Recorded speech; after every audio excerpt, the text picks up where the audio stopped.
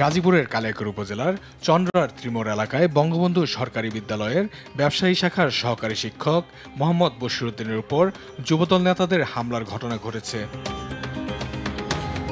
সহকারী শিক্ষক বশিরউদ্দিন অফিস কক্ষে প্রধান শিক্ষক আনন্দ কুমারের সঙ্গে কথোপকথনের সময় জেলা যুবদল যুগ্ম আহ্বায়ক রাশেদুল ইসলাম রনির নেতৃত্বে আরও ৩ জন কর্মী লাঠিসোঁটা নিয়ে সেখানে ঢুকে পড়েন।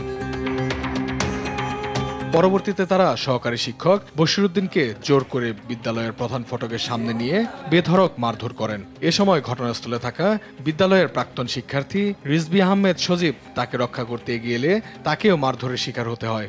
স্কুলের গেটে গিয়ে শুনি যে স্যারের রুমে থেকে টেনে হেসড়ে বের করে নিয়ে গিয়ে তাদের মারছে স্যারের। কলেজ গেটের সাথে এক চায়ের দোকানে গিয়ে কেবলই বসছি মতো আমার 2টা ছেলে এসে ডাক দিচ্ছে। ওরা এলো পাতারে এখানে তার আছে না মোটা তার, আর মনে হয় ওদের কাছে মনে রড ছিল, আমার পায়ে ফাটছে।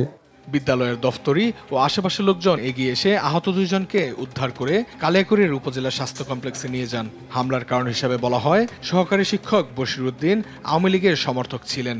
আমরা শিক্ষক, আমাদের আছে সম্মান। সারা বাংলাদেশের সকল শিক্ষক যেন তার সম্মান নিয়ে তার যথাযথ পেশায় কাজ করবে। কোনো শিক্ষক যেন লাঞ্ছিত না হয় এবং আমার মতো কোনো শিক্ষক যেন হয়রানি না হয়। প্রধান শিক্ষক আনন্দ কুমার বলেন, হামলাকারীরা জোর করে অফিস কক্ষে ঢুকে শিক্ষক বশিরউদ্দিনকে টেনে নিয়ে যায় এবং প্রকাশ্যে মারধর করে।